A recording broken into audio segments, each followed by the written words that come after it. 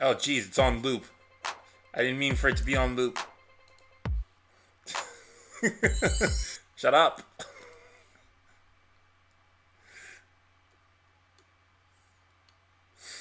Now, if I could just figure out how to. There we go. I knew I'd get it eventually. Yeah, guys. I went to college for computers. Hey, hello, how do you do? Shady Do-Rags here. Hey, you guys, getting used to this setup. Trying to center myself in the camera. The camera's still set up from recording with, oh, jeez. I got this thing playing in the background. Shut up.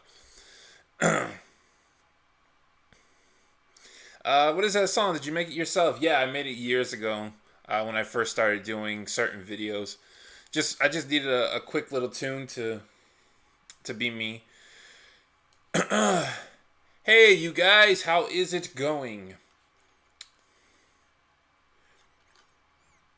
All right. So, we've given people plenty of time to come in the stream, so the stream's just going to get started right away. So, for you people who are not in the loop, let me go ahead and bring up the thing. There was a Tuca and Bertie video I released the other day, and it was basically about empathy for your enemies, and there were some opinions being made. There were some opinions being made. Not everybody agreed with me on what needed to be said, and as always, I went and I purged the comments of anybody who disagreed with me and booted them from my channel because I just absolutely hate discussion on my channel. How dare you have a different opinion than me? That just had to be stopped.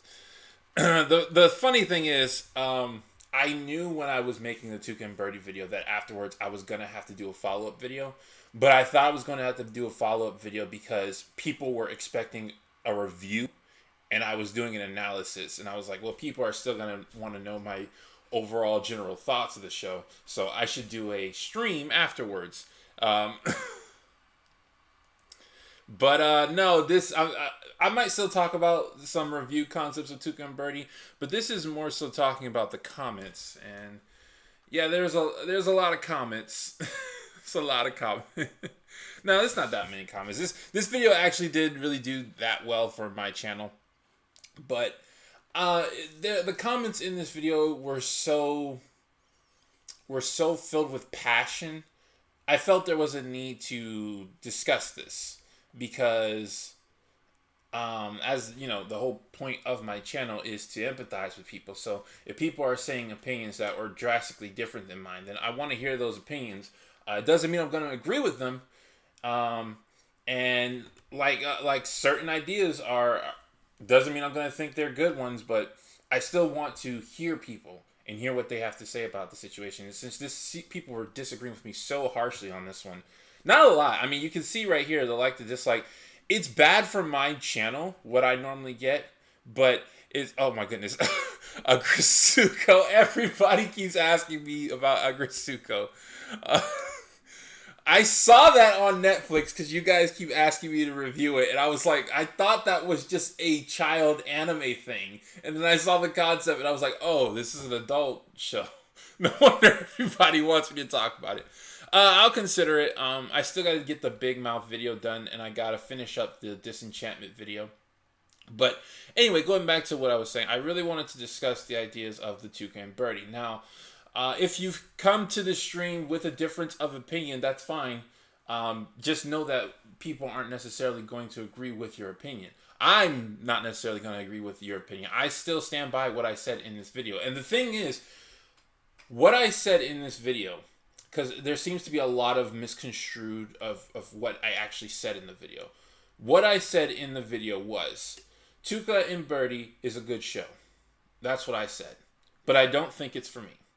And one of the reasons I don't think it's for me, one of the reasons, there are a lot, but one of the reasons that I think is more objective is that when it tried to tackle harassment, it felt like it wanted to have a conversation about it. But instead of giving a conversation, it just told its own side of the story. which is fine for the show. It's fine for storytelling. If that's all it wants to do, then it accomplished that. There's nothing wrong with the story just because it only told its side of the story. But if it wants to be as impactful as BoJack Horseman, it needs to have all sides of the story. It can't just have its own side. Thank you, Thank you, Chica.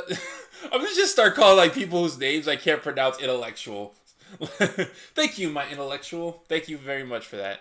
And I really want to get you guys in on this conversation. Normally I talk about something and then at the end we all have a big discussion about whatever it is that's on our mind. I really want to focus a lot on the comments this time around because I'm pointing to the screen because you can clearly see what I'm pointing at.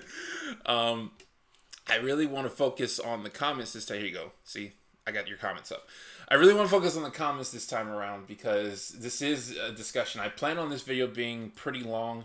I mean, if it's short, then fine. But I plan on this video being really long because a lot of people have things to say, and I really want to get the discussion out there, just get people talking, just hear everything you guys have to say.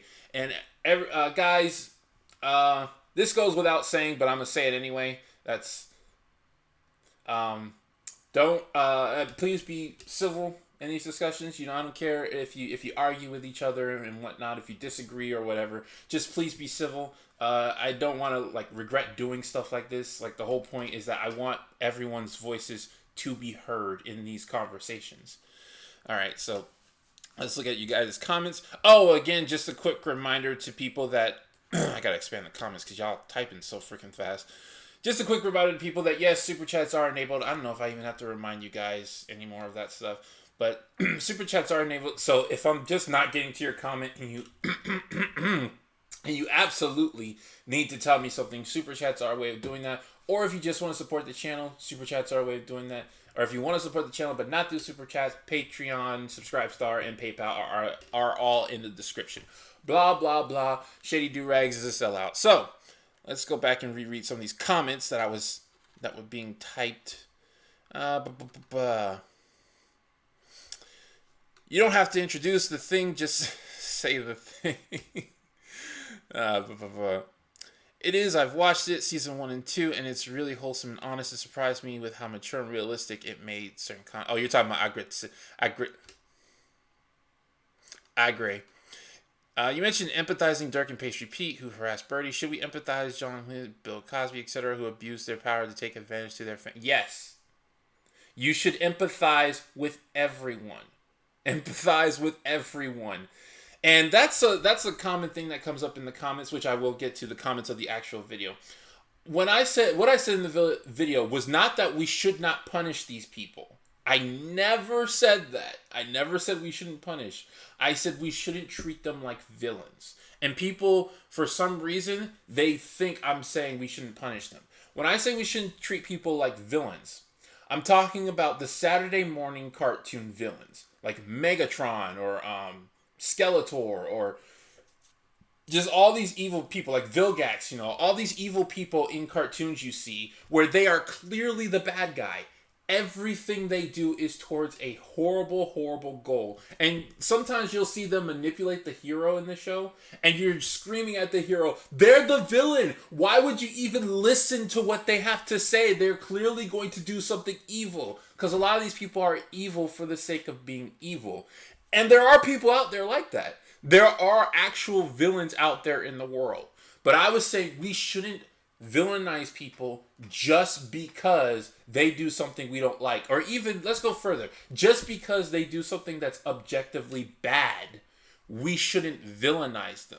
We should still hear their side of the story.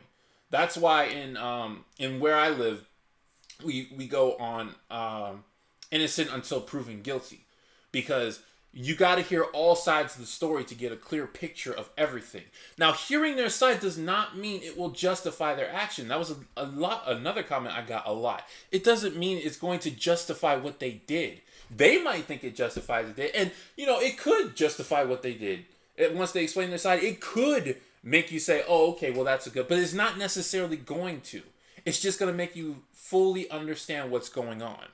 So, another thing, I meant to say this at the beginning of the stream, but I completely forgot. I got really emotional with some of the comments, not because they disagree with me. You know, a lot of people disagree with me on a bunch of videos, but because just so much stuff was being quoted about me that I just didn't say, and I just constantly go through the comments saying I didn't say that, I never said that, I never said that, and that's because there's a lot of background context to what's going on, and people are applying that background context to what I'm saying, even though I didn't say any of that. So they're like, well, if he says this, then it must mean he thinks this, and I'm like, I never said that. I said what I said in the video. Blah, blah, blah. Some of y'all talking about Rotten Tomatoes. I'm coming into people's conversations trying to catch up. That's where I gotta disagree. You don't have to view them as villains, but feeling sympathy. Sympathy is not empathy. I've discussed this before. Some dictionaries do say they're synonyms. No, I don't. When I say empathy, I say you need to understand where they are coming from. Now, you can still say, okay, I understand where you're coming from, but you're still wrong, and you still need to be punished. Yes, you don't have to feel sorry for them. That's sympathy. Sympathy is feeling sorry for somebody. You don't have to do that. But I do think it is important that we empathize with people. We always understand where they're coming from. And then once we do, we can objectively say, okay, I see your side, but you're still wrong. Because throughout history, humanity has refused to empathize with people, and it has led to some horrible, horrible things. Because the harassment I've experienced only cared about satisfying their needs, they're selfish. Well, if that's what happened to you, then that means you do know their side of the story. You understand that they're selfish. That means you do empathize with their side. You just don't agree with it. Anyways, I'm getting a bit bassy in my voice because I'm passionate about this discussion. I've been waiting for a while to have this discussion with people. Like, this is something I really want to talk about. I feel the majority of fan base dislike season 1 more than other seasons. I think you're talking about BoJack Horseman. Is Tuca and Bertie like BoJack Horseman? It is in some ways. It has the same formula as BoJack Horseman in that it's a comedy that talks about more serious topics, but it distinguishes itself in various other ways. Like, that's why I said in the video, it could be the next BoJack Horseman, but that doesn't mean it's going to follow the exact same story or atmosphere or anything like that. I think one of the major parts that separates it from BoJack Horseman in a bad way is that it's only looking at one certain perspective. BoJack Horseman was able to show various perspectives on a lot of different topics. One of the main examples I think of is Princess Carolyn versus Vanessa Gecko. How they showed that Vanessa Gecko and Rutabaga saw themselves as the good guys. And they showed through the actions of Princess Carolyn, even though we normally see her as the good guy, some of the stuff she's done hasn't been 100% pure. Like when she manipulated her I want to say receptionist, her assistant, when she manipulated her, and that's what lost BoJack the position. We see all the different, and BoJack Horseman does that a lot. It does that a lot, and that's one of the reasons why I respect the show so much. Because even though it clearly has a side, a lot of times it still wants to show you the other side. The show is still young. This season wasn't about empathizing with the villains. It was about Tuca and Bertie. Yes, I know. And I'm trying to help it improve in that aspect if it wants to go that direction. Again, storytelling-wise, which is the most important part of a show, there is nothing wrong with Tuca and Bertie. Not in this aspect. You know, there are a couple of nitpicks here and there. But there's nothing wrong with Tuca and Bertie as far as I see. I think it's a great story. I think it's a great story.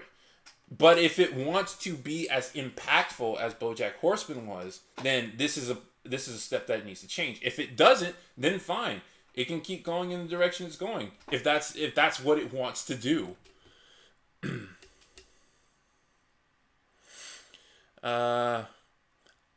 I mean, I don't know a single chef who would say it's a good idea to stick your head in a boiling pot, but I'm not saying that maybe Pastry Pete maybe has similar experience that makes him think it's okay. See, that's the thing. I don't know. The show never told me. I wanted to see. I was like, okay, so why is he doing that? Like, what is the point of him forcing her head down there? And the show assumes I'm going to think it's something nefarious. And I'm like, well, I need to understand why he does it. Like, that'll give me a perspective on this guy, but I'm only shown Bertie's perspective. So I'm like, okay, I don't know if he had good intentions or bad intentions. I don't know how I'm supposed to view this guy.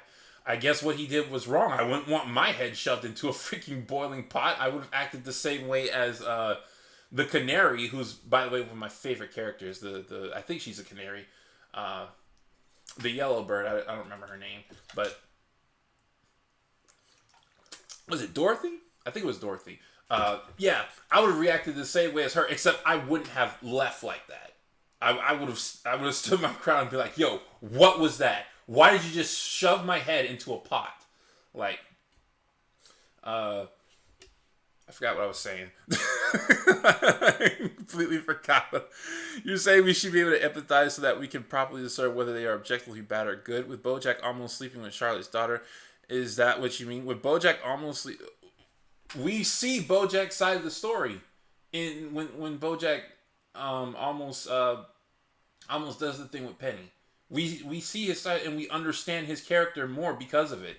Almost everything. Somebody brought that up in the comment section below. They're like, "Oh, so BoJack is choking woman would it make it a good thing?" And I'm like, we understood exactly why he did that, and it made us understood his character better, and we still criticized it. Nobody said it was okay that BoJack chokes Gina. Nobody said that was okay, but we understood why he did it, and it made the story more compelling.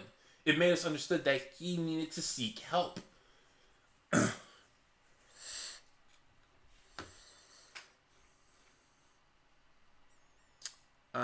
Sorry, my brain mixed up the words. I didn't know anything about harassers, their lives, their history, etc. I just know anyone who goes out of their way to harass someone for their needs is selfish. How do you know that though? For their needs, if you know, that's the thing. That's what I said in the video. Harassment is such an easy thing to do by. Well, I shouldn't say such an easy thing, but it's more easy to do by accident than other crimes because it is dependent on the interpretation of the harassed. Now, I'm not saying there's not common sense that needs to be applied, but the thing is when Dirk did his thing, when he told his joke, I know people who would have taken that as either a joke or as flirting. So, like you take Bertie out of that situation and you put the HR lady instead of Bertie, it becomes flirting. It's not harassment. So I wanted to know, oh, would he do that if his boss was standing there? Would he do that to a guy? And they never explained that. They said he did that and worse to other women. And I was like, okay, that's pretty bad, but like, why is he doing that? Does he do again? Does he have that stuff done to him and he just thinks it's okay? And a lot of some people they brought up it's like Dirk changes later on, so that proves you wrong. I'm like that kind of proves me right. He just needed to be told it was bad. He didn't need to be treated like a villain. He didn't need to be chastised and segregated from everybody in the room. He just needed somebody to say, "Hey, that's wrong," and then he would change. Like, is it better to just take someone and tell them what they're doing wrong and then they change, or is it better to chastise them in front of everyone and then they change? The only thing you've added is now you've villainized them in front of all the other people. I thought the important thing was changing, or is it revenge that needs to happen? Uh, the, the, the, the, the.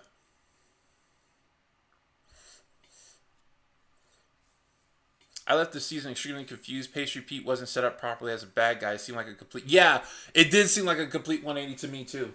Not the shoving the head thing. Like again, I don't know why he did that. So I was like, what's the purpose? He seemed obsessed with cooking, with making Bertie a better chef. So I was like, does he have a reason for doing this, or is he just power tripping?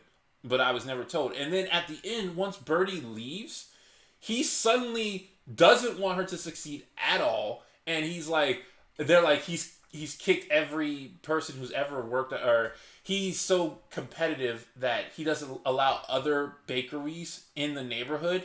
And I'm like, when Bertie first met him, he asked, "What bakery do you work at?" Because he was impressed with her skills and he wanted to further her skills. So it does really seem like a complete 180 with Pastry Pete. That as soon as Bertie saw him as a villain, we needed to also see him as a villain. So he started doing all these villainous things.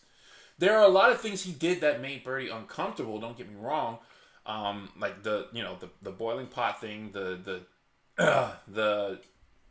taking her idea thing, which you could argue from an objective standpoint, because companies do that all the time, and it is their right to do that. If somebody works under you and they create something with your tools under your name, then yes, you are inclined to take credit for that.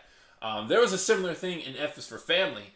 The problem with F is for Family is that the company lady didn't just use the company's name to take credit for it. She personally said she thought of it, and she explained how she thought of it, which was a complete and total lie. Whereas Pastry Pete just said, "Hey, this is good. We'll call it Pastry Pete's Family Recipe," which you could argue is him personally taking credit for it, but that's more of a what's it called? A marketing tactic. I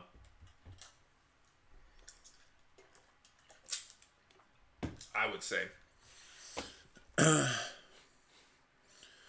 I didn't mean to attack you, Shady Drex. You're entitled to your opinion. You're doing a bang-up job. Love your channel. Thank you. I really try to take I'm really trying to take a lot of these comments not personally. The problem is when I get passionate about something, which by the way, it is freaking hot in here, so I might start sweating. But a lot of times when I get passionate about something, it shows in my voice. I've said this before. I'm not allowed to have a normal voice because it's naturally loud.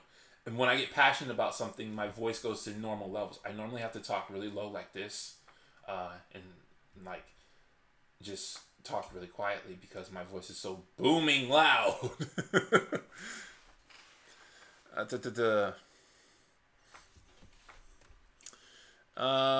If the characters are harassment for their own benefit and we get to see that, then we can build more distaste for the character. But if they didn't know, then we could see another side of it. Yes.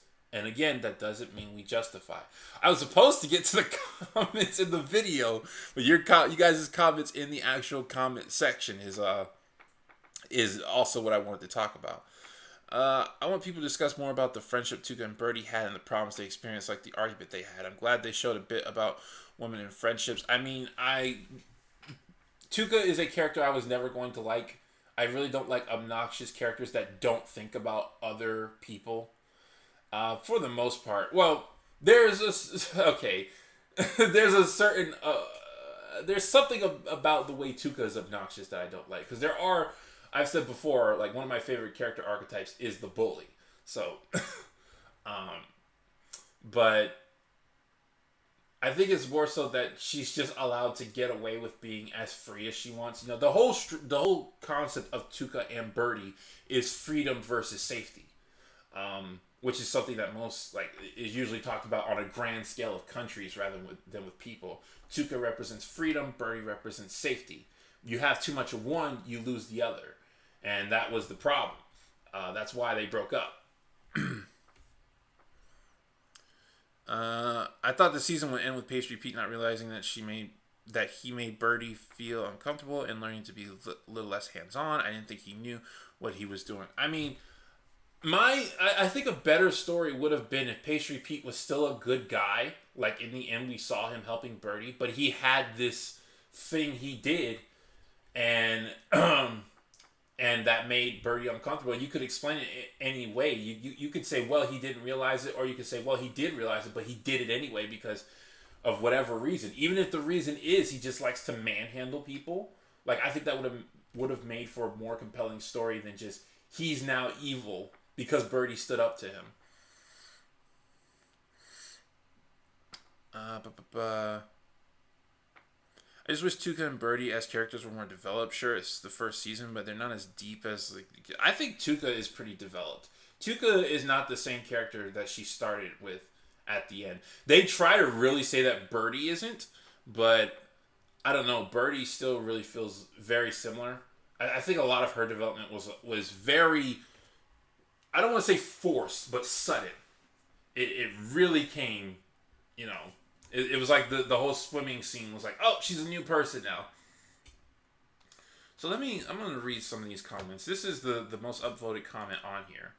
I feel like the reason Tuca and Bertie doesn't go into much of why men act the way they do because the show focuses more on giving the female main cast characters depth than those side characters.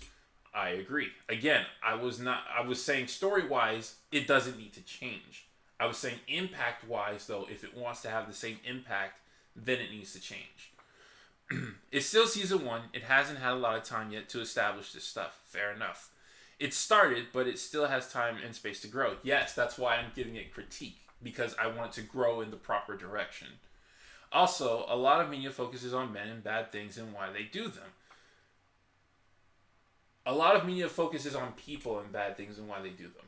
When a media focuses on men specifically, a lot of times it's not liked. Specifically here on YouTube, it's not liked. A lot of people, like, go watch the Batwoman trailer. A lot of people don't like the Batwoman trailer. I think it's okay that some stuff isn't about that. It's about Tuca and Bertie and their trauma and day-to-day life. And even if a man didn't realize he was harassing a woman, she's still being harassed. Yes. Yes, it's important to teach men not to do that, but that should not be the victim's responsibility. Okay, this comes back to the whole saying of ARPIS shouldn't R. And if you don't know what R means, I don't want to say the word because I don't want to get demonetized. YouTube is censoring everybody lately, so... But this is a similar argument of don't teach ARPIS not to R. See, the difference between that and what I'm saying is most ARPIS do know they shouldn't R. And even if they don't, in a court of law, that's not applicable. Ignorance of the law is no excuse for it. If Bertie were to take one of them to law or to court and she won, that's fine. I'm not talking about the actions of Bertie. I'm talking about the atmosphere of the show. So I'm not going to say in the heat of the moment, Bertie should ask Dirk why he did what he did. No. No, Bertie should not. No. I'm talking about how the show presents him. You know, again, going back to BoJack Horseman, Princess Carolyn never asks Vanessa Gecko why you do what you do, but it was still shown to the audience just how Vanessa Gecko acts. Even in that first season, like, we understood that Vanessa Gecko was just as competitive as Princess Carolyn. She just came from it from a different angle. Princess Carolyn came at it from a personal angle, while Vanessa Gecko came at it from a concept angle. She's like, I'm a single mother. I know what it's like. I know what you want. Blah blah blah.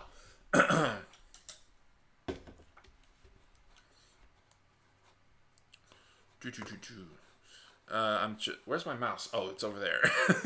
I'm trying to keep up with you guys' comments, but you guys are typing up a storm.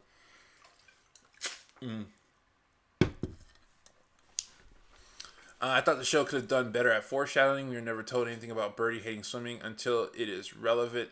Nor is there much foreshadowing her being a survivor.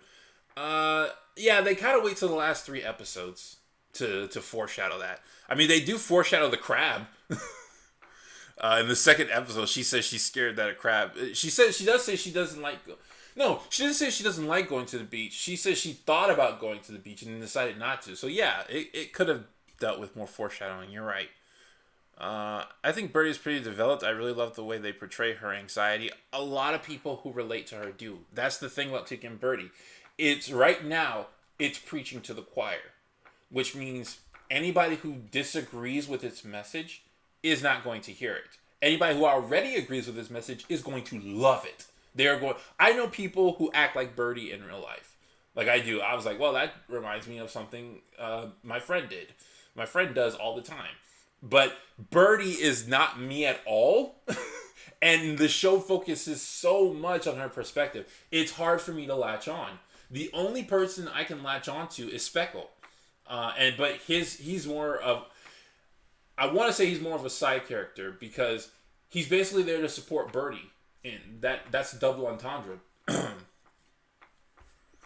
It's confusing because it seems more in turn on her than it made her uncomfortable. Like, don't get me wrong, I thought she was uncomfortable. Yeah, the whole bathroom scene makes it very weird. Because somebody said that they really want me to discuss the bathroom scene. Because the thing is, when you first see the whole pot thing, it does look like she was getting aroused. Because she goes to the bathroom and does the thing. That's the concept I got, because throughout the season she was showing that she had a crush on Pastry Pete, and that she was visualizing things to be way more sexual than they were actually being. That's what I originally thought when he held her head in the pot. I didn't think she felt she was being harassed. I felt that she was feeling sexually tense and she needed to relieve herself. But then the canary came along, Dorothy came along, and they were like, oh, he's harassing her. Oh, he did it to Bertie too, and she didn't say anything. She knew it was coming, and it's very confusing. That is actually very confusing. And one thing about Dorothy, I love Dorothy. She's my second favorite character. The only reason she's not my favorite is because Speckle is a thing. But at the beginning of the episode, she's like, oh, sure, a guy spit in my mouth, but I'm sure it was fine. She's perfectly fine with someone spitting in her mouth, but what Pastry Pete does is way too far off the line. Like, she doesn't even...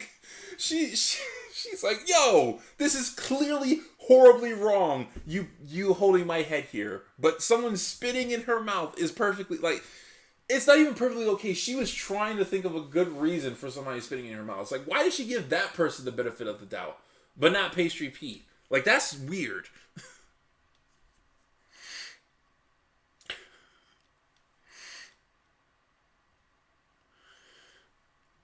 It's never the victim's job to care about the perspective. No, but it is the storyteller's job to tell the story properly.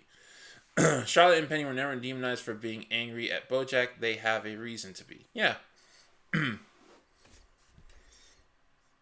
I think it was a trauma reaction. Seeing was the same tier as Mr. P. It could also be paid as hypocrisy. PTSD can make you feel conflicted in situations like that. Well, we don't know if she has PTSD. That's random. You guys keep distracting me with your intellectual comments.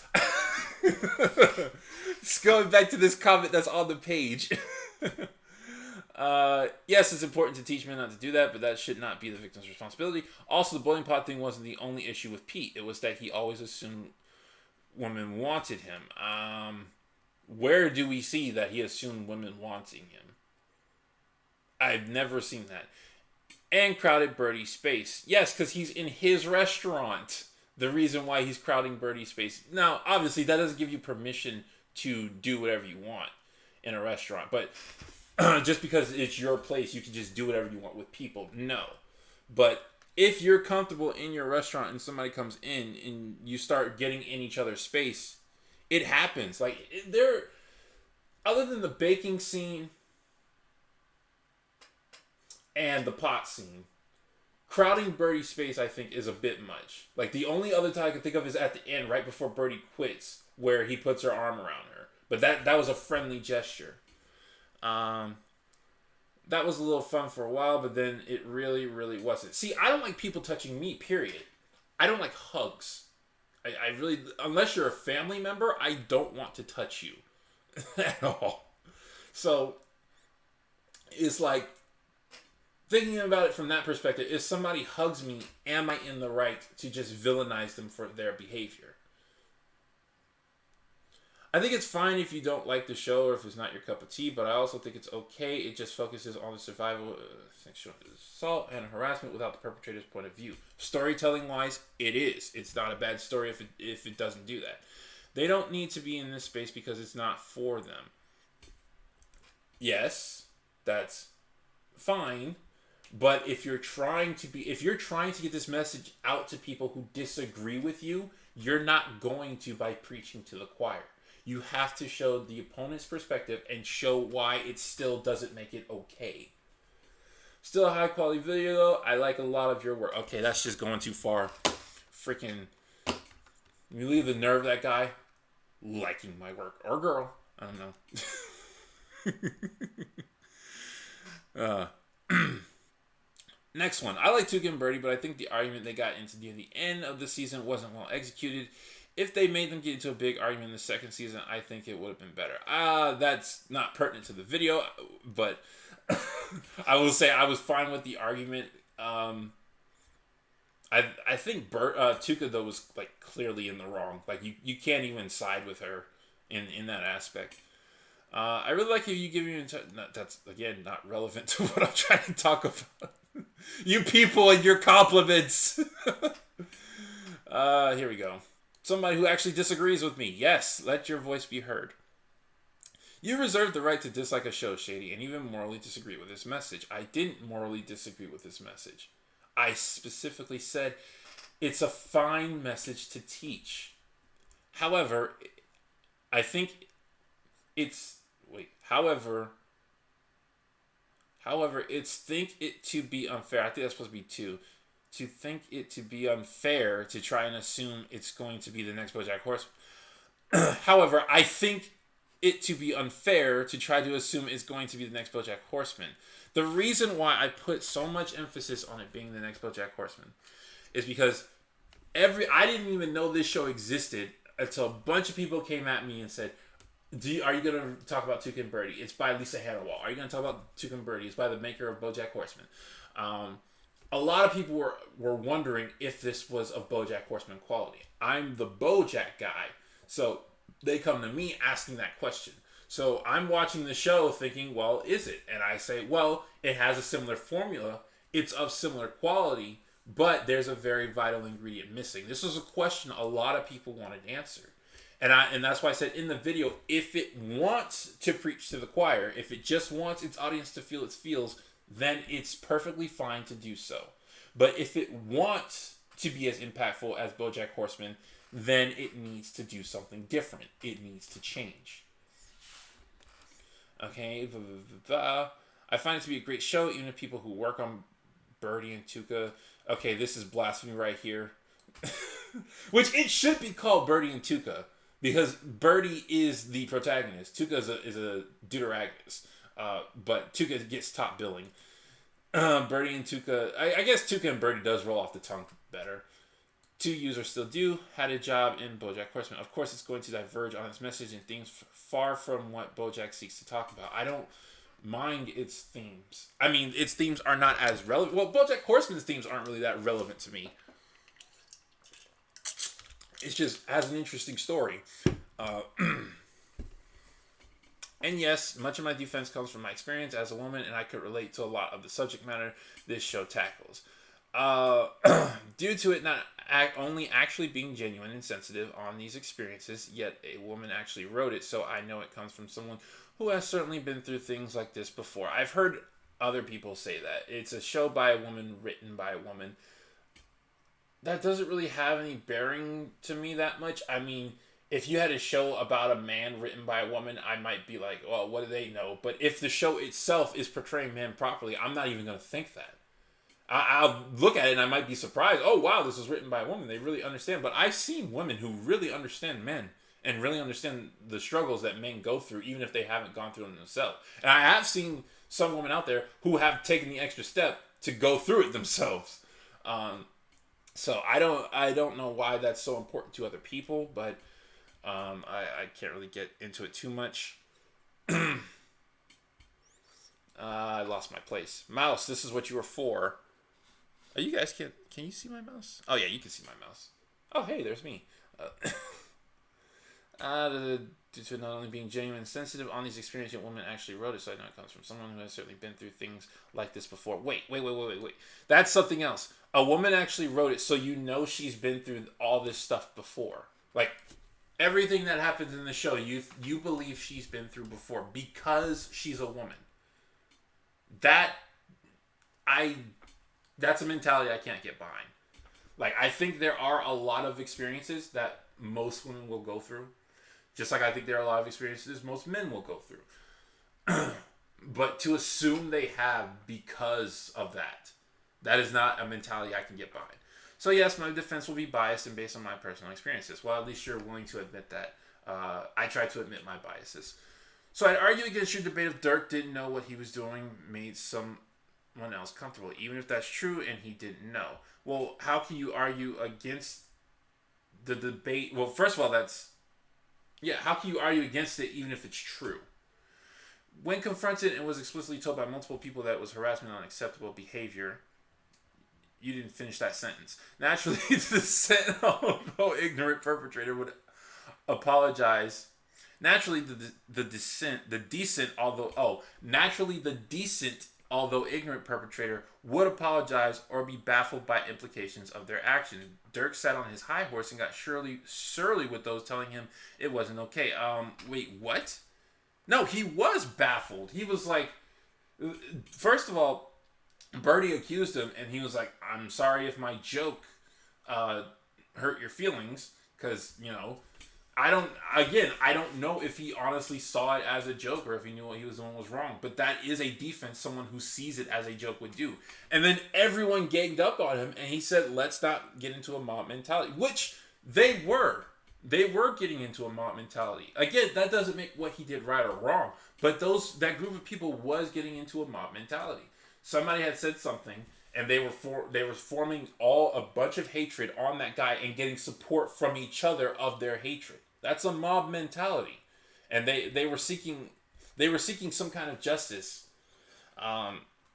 So I to say he got on his high horse, no, he didn't. He was on the defensive. He was playing pure defense at that moment. And the things he was saying were true. Again, I don't know if he thinks it was a joke. The show never told me. It just says that's not important. Even with his boss in the room supporting the confronter's notion that it's inexcusable conduct in the workplace, he was frustrated for, again, reasons that they didn't make clear. But if a person who didn't know they were doing wrong was suddenly accused like that, they would react the same way.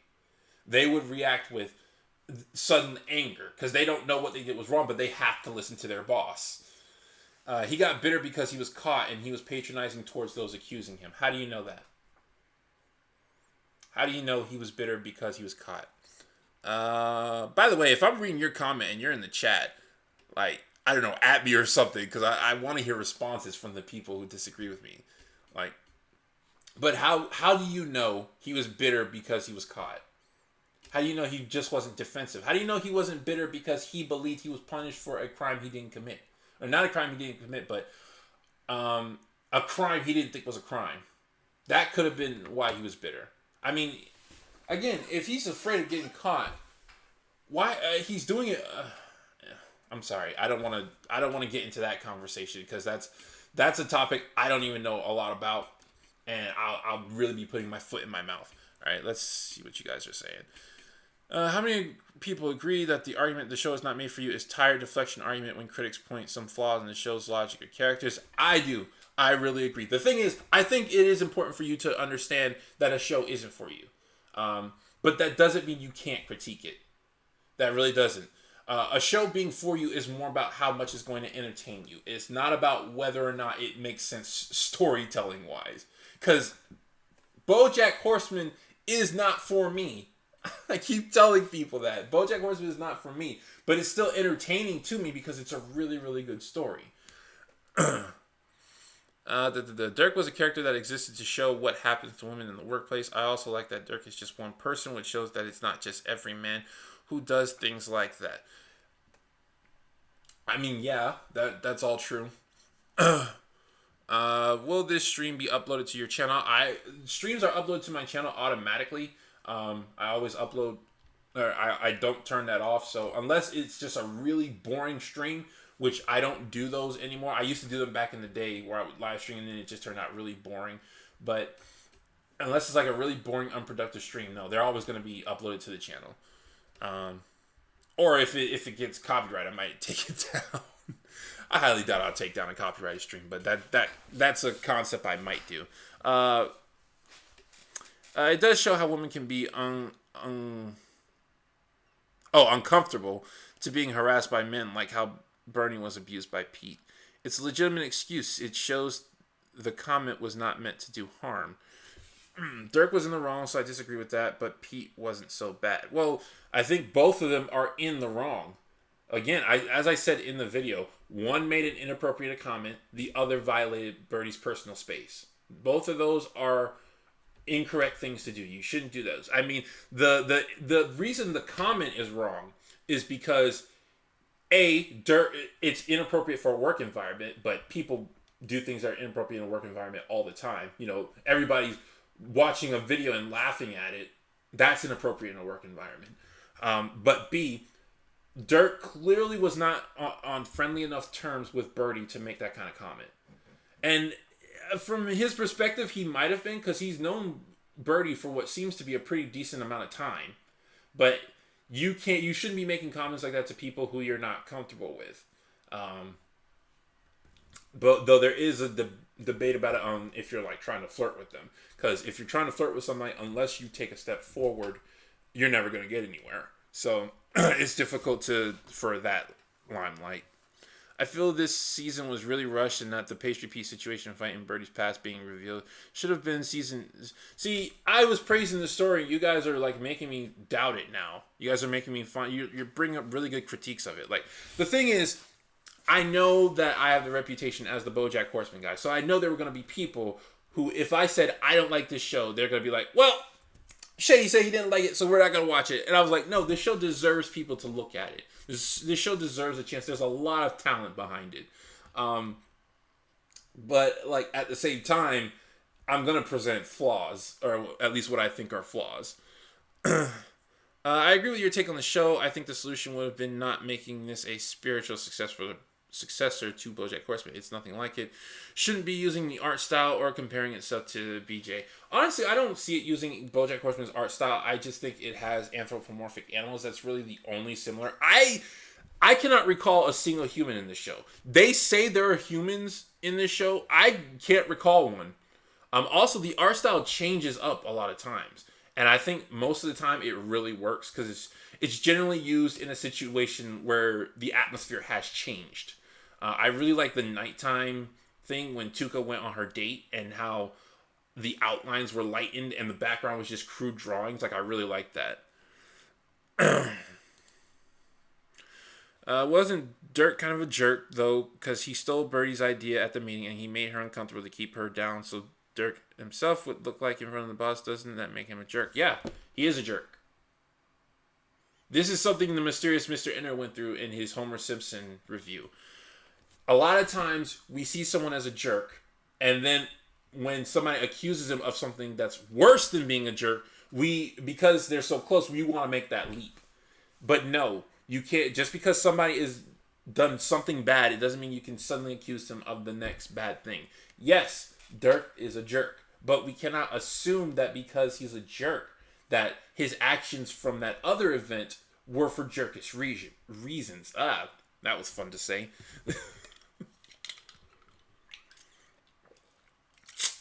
The real estate woman was human? Okay.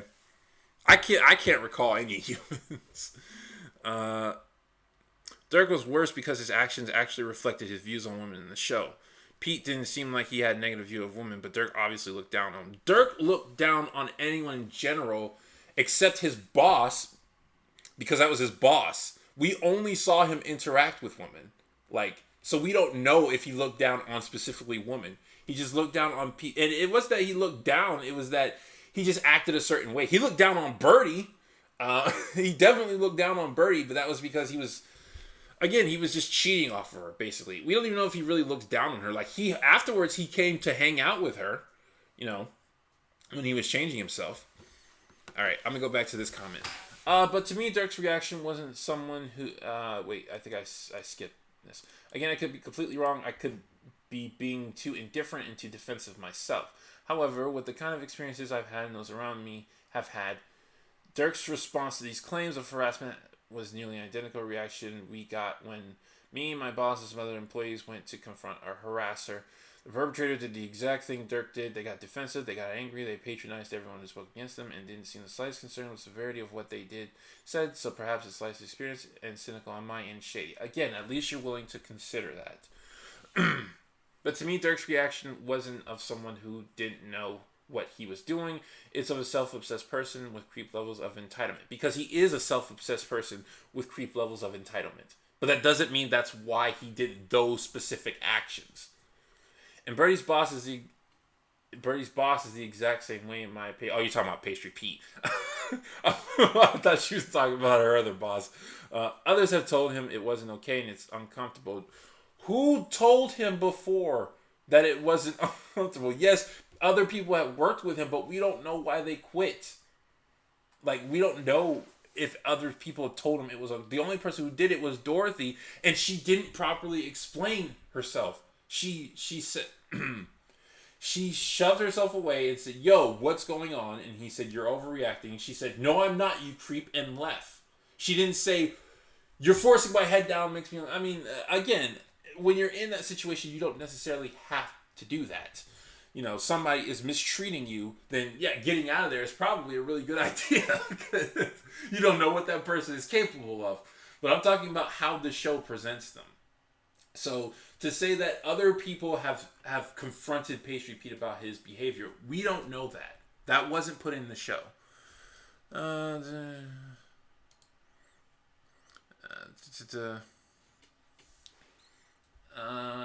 He doesn't sit down or ponder for a moment why they see it as not okay. Well, they don't sit down and ponder why he sees it as okay. No, he gets on his high horse and doesn't show empathy to them because this is actually outside show perspective. You know, you see shows like Gordon Ramsay shows where cooking requires these intense mindsets and it gets to people. Like, I've not even been in a proper kitchen. I've just been in an ice cream parlor. And when there's a lot of people coming in, it gets to people. I was working in an ice cream parlor and it would get stupid busy. But me and a couple other coworkers were able to handle it. But this one girl who I worked with wasn't. And she broke down crying when it got busy. She broke down crying. And his mentality was, some people can't handle this stuff.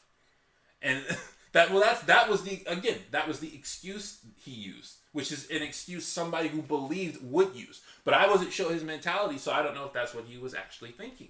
Maybe he was being nefarious. I don't know.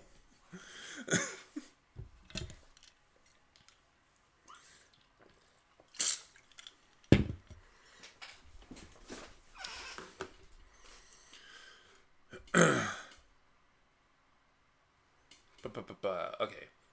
No.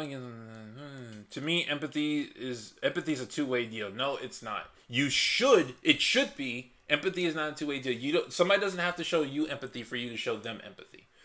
I'll show understanding towards those that listen and choose to make an effort to understand me. Okay, so you're basically, there's a story by Dr. Seuss. It's about I can't remember what they're called, but it's I'm just gonna call them person. It's the north going person and the south going person, and they both run into each other, and neither of them refuse to take a step away because one only goes north and one only goes south, and they keep demanding that the other one take a step to the side, so nothing ever gets done because both of them are so stubborn. If you're waiting for somebody to show you empathy to them before you do it, if you're waiting for someone to show empathy to you before you do it to them, what if they have that same mindset? How is anything going to get accomplished? Empathy is not a two-way street. You can show empathy to other people and they can still be complete and utter jerks. I know! I've been bitten in the rear many a times for following that philosophy. Oh, I was recently bitten in the rear for following that philosophy. Giving people the benefit of the doubt, hearing their story and whatnot, and they just turn on you. It happens, but it's a philosophy I believe in. Those that listen and choose to make an effort to understand me. Yeah, I don't see that in Dirk and Bertie's boss. I just see ego and pretentiousness. You're valid in disagreeing and seeing me as some self-righteous commenter. I don't see you as a self-righteous commenter. But that's just my 2 cents, and take it as you will. And I don't want to accuse you of defending someone like this. Good, because I didn't. That's not my intention, and I know that isn't your intention. Okay, good. This is just what I believe to be true and what I believe to be right. I'm sorry if this whole thing comes off like I'm blaming you or trying to push what I've witnessed onto you. I believe you to be decent, and I wish not to ignite a witch hunt. See, these are the kind of comments I wanted to read because it's like it's people with good intentions, but I was getting so many people saying things that I didn't say that I was getting angry. And I was like, okay, let me hold off on a couple of reactions. Did I respond to this? Okay, good. No, because a lot of my responses were kind of matter of fact. They didn't have a lot of opinion. So I'm glad this wasn't a person who I just shoved my as a matter of fact opinion onto them. Do you think that someone like Bertie just does not have thick enough skin to deal with the real world, which is why she is scared by everything? Yes. That's that. I think again, Tuca and Bertie is about freedom versus safety. When you're completely safe, you have no freedom. When you're completely free, you have no safety. There's give and take, and Bertie's trying to go the completely safe route, which is why she struggles with just at times going outside. And you know, her the whole arc of the show is her learning to balance that. Same with Tuca. Yes, more Tuca and Bertie. Always happy to see your videos. Okay. The action. Thank you, by the way. You know, I'm trying to get to the conversation starters. I don't want people to just be like, "Oh, this is a good comment. Who cares? I'm so uppity." The actions of Pastry Pete were clearly wrong due to the power dynamic between a boss and a worker. Okay, so if a man did that to his boss, would it be okay? By that logic. Or are you saying it would be wrong, but it wouldn't be clearly wrong? It would be more of a discussion based on that thing.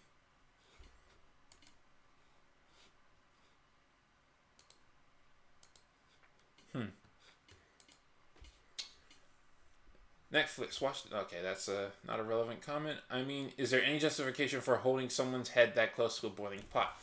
If there was a sniper across the roof outside aiming at Bertie, and he only had 2 seconds to take the shot. I know that sounds ridiculous because it is ridiculous. The thing is, though, I don't think that's Pastry Pete's reasoning. Again, we weren't shown. I keep saying that. I need to stop saying that. But there are people out there who will have ridiculous but true reasonings, and you need to be able to listen to those people. Now, I think Pastry Pete's reasoning was because, again, he was trying to make her a good chef, but that's because of context clues. Because from what I saw, he was just trying to make Bertie a good chef. He did respect her chef making skills, and that was something he wanted her to get used to, was feeling the heat of something boiling. That's what I thought. But the show thinks there's another intention, and I'm like, well, it would have been nice if you had shown me that, because that's not the intention I gathered. Bertie wants a safe space to protect herself in her smooth world. She fails to see the reality is harsh for a good reason. I mean, I would like a safe space too. The thing is, though, if you want certain freedoms, you have to give up certain safeties. That's all that is. And she, like she says, she doesn't want to be boring. That's why she hangs out with Tuca. Tuca can do the things Bertie can't. And that's the same reason why Tuca hangs out with Bertie. Bertie can do the things that Tuca can't. Or rather, not that they can't, but they won't. And they push each other towards a more balanced lifestyle. The whole we need to see the other side for the sake of story.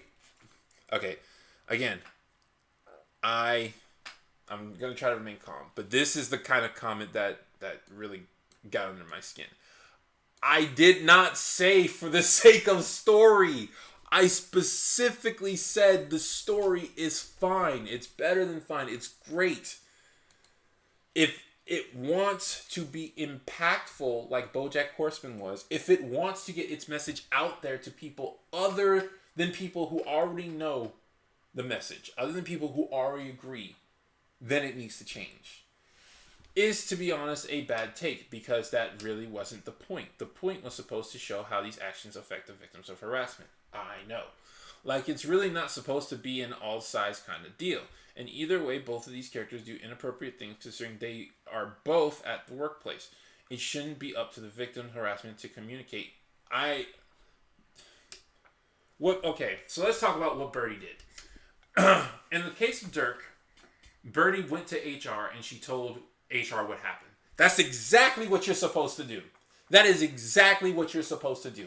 I put more fault on the HR lady more than I do Dirk because I saw her motivations and I saw she was just not being a good HR person. She should have went to Dirk and told him that kind of treatment was inappropriate.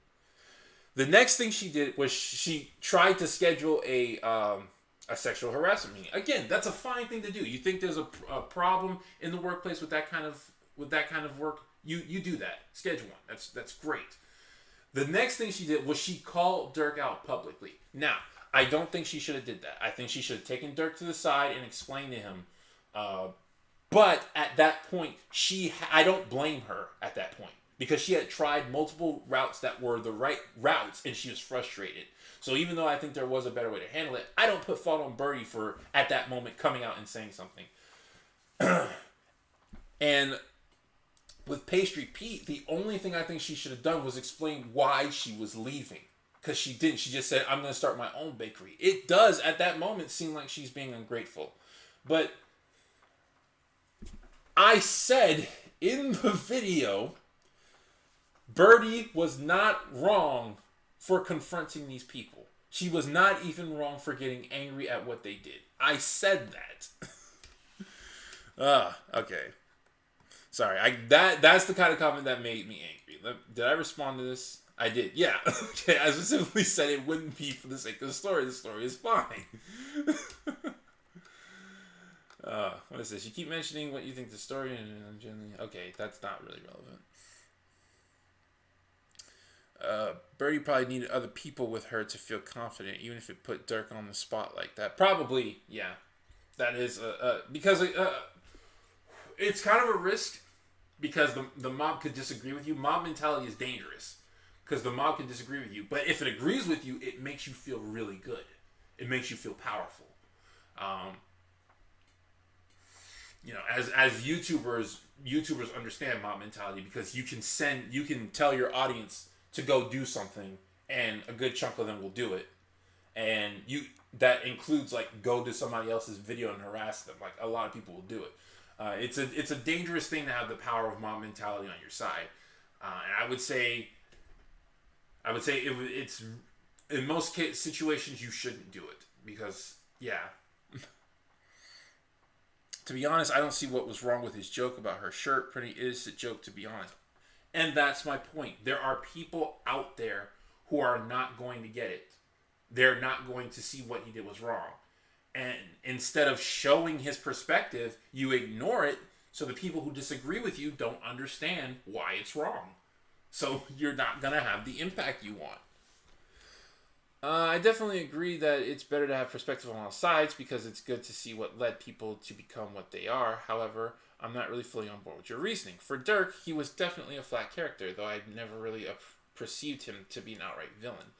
And he does come back into the show and acknowledges that he's working on his communication after having his female coworkers gang up with him in probably a too confrontational way. He was an antagonist that made his coworker uncomfortable and outright stole their ideas, but a character that wasn't just there to be vanquished and never be seen again. I can agree with that. Maybe later I'll disagree, but I can agree with that. Also, with Pastry Pete, he was never fully made out to be a villain until the very end, in my opinion. Yeah, and it felt like a real 180. He said some emotionally manipulative things, crossed some boundaries, and also took credit for work that wasn't his. Again, that's something that companies do all the time, and they are entitled to do it. And not that they take credit, but they companies take credit. And since he owns the company of his bakery, I think it's more morally that he would have given. I think it's more morally right that he would have given Bertie some kind of recognition or some kind of deal or something. But that is when you work under a company, that's supposed to be understood that the stuff you make under that company is theirs. And she made it in his kitchen using his materials, using the knowledge he taught her. He does have the right to say that it belongs to the Pastry Pete industry. And I know that's gonna tick some people off that I said that. If you disagree, feel free. Tell me. Comments are open. Let me know your thoughts. Stop looking at my video recommendations. You don't know. Maybe YouTube just readily recommended it to me.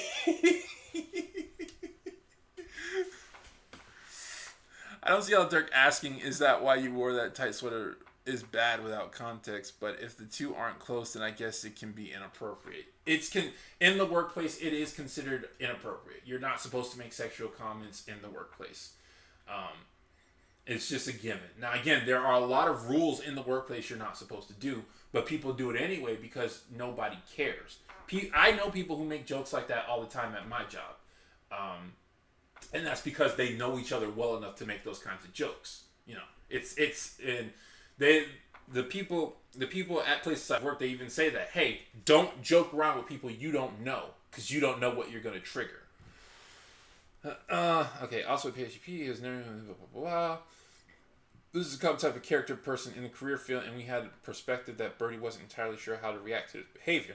She was later shown to have had her own personal problems that really made her overthink herself and those around her, especially people she admired. From our perspective, Pastry Pete seems to be some kind of scummy who was too high on the career pedestal to be confronted with his problems. True, Bertie quitting didn't seem incredibly appropriate when Pastry Pete wasn't actually talked to about the things he did wrong, unlike Dirk. But for him to ultimately assault and threaten her at the end, that's when I feel he actually has put out in open as confronted as a bad person.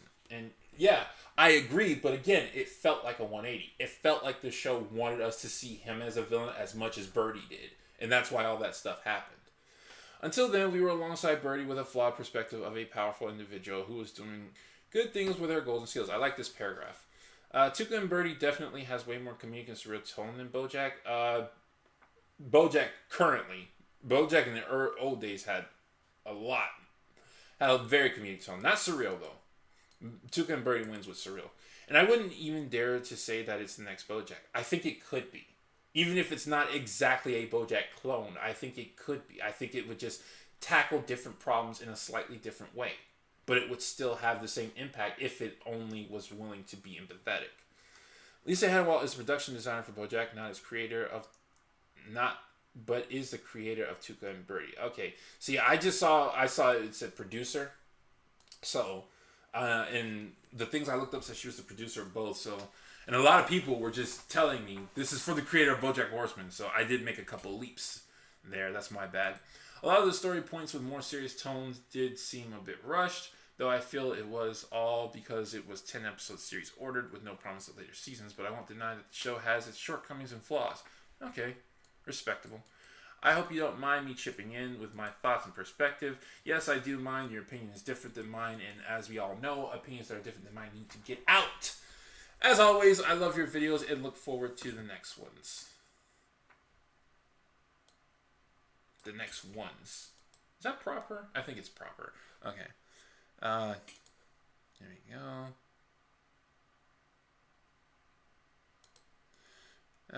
Bernie fails to see that adults can take jokes and jabs at one another, either laugh with it, walk away, or call them out if they are way out of line. I don't see how Dirk asking, is that why you were... I think I already read that. Me and my friends make messed up jokes all the time, but we know that we shouldn't say them to people who think they aren't jokes. Yeah. That's the entire thing about jokes. All jokes are offensive to someone out there. That's the point of a joke. It is to make fun of something bad that happened, and somebody somewhere is going to find it offensive. The trick is to know the audience you're talking to. If you're making a joke, it needs to make your intended audience laugh. If other people come in and they think it's not funny, well, it wasn't supposed to be for them. Now they can still critique the joke. They can still critique it. Not if they don't think it's not funny. If they think it's offensive, that's the thing. If they think it's not funny, then that's just critiquing. But if they think it's offensive, that's much different.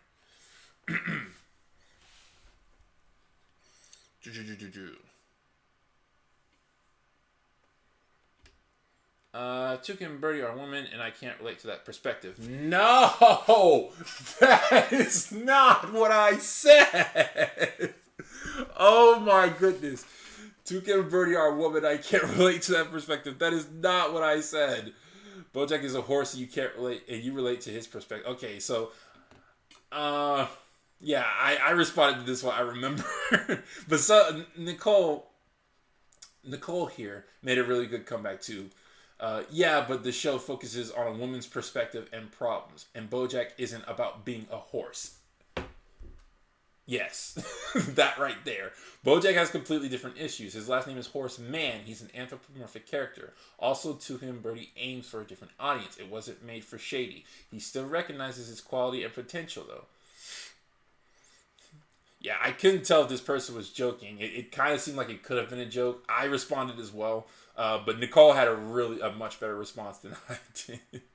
But this whole thing, because I've seen other people say this when I say I can't relate to the perspective of a woman. No, there are plenty of female characters who I can relate to. It's when you put the character's identity into something I don't have that I can't relate to it. Like, for example, I don't think anyone would. I don't think a lot of females can relate to, say, Frank Murphy, because Frank Murphy's perspective is of that of being a man. I'm sorry, it's not his perspective, it's his identity. He puts a lot of his identity into being a man. If you were to change the fact that he's a man, that would change a lot of situations. Now, take a character like Spider-Man. Spider-Man's identity is not in that is not that he's a superhero. That's just what he's doing. His identity is that he's a kid trying to do the right thing. A lot of people can relate to that.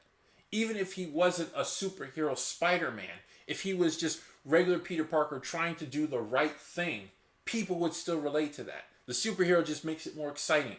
So, the game Crash Bandicoot. Anybody know who that is? I don't relate to Crash. You know who's my favorite character in that game? Coco. You know why? Because she's a nerd. That's why. That's what her identity is in that game. Or she's a geek or geek. No, she's a nerd. Yeah, she's a nerd. That's what her identity is in that game. And I know that's like a very loose comparison, but yeah, it's like I'm not gonna say Crash is the better character because he's a guy. I prefer to play as Coco.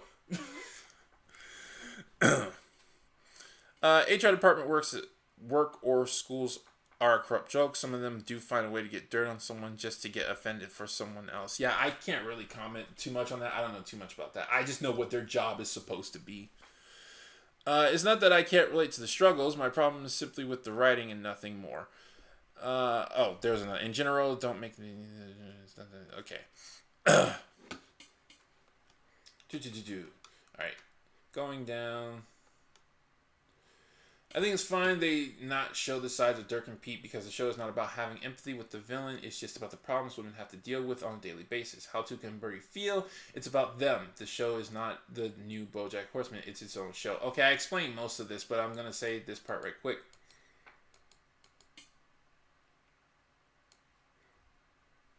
I know. This is pretty much what I can say.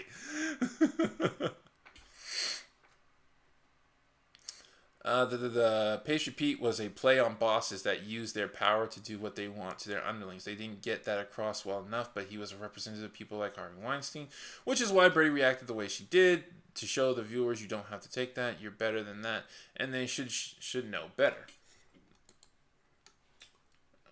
While watching those two scenes, not knowing the man's intention made me feel uncomfortable and unsure like Bertie. I feel that it was intentional. In real life, you don't know why people act out, so you make up excuses and ignore it. I think the show is asking, when you was arrested, you speak up. Why didn't you? Should you have? In.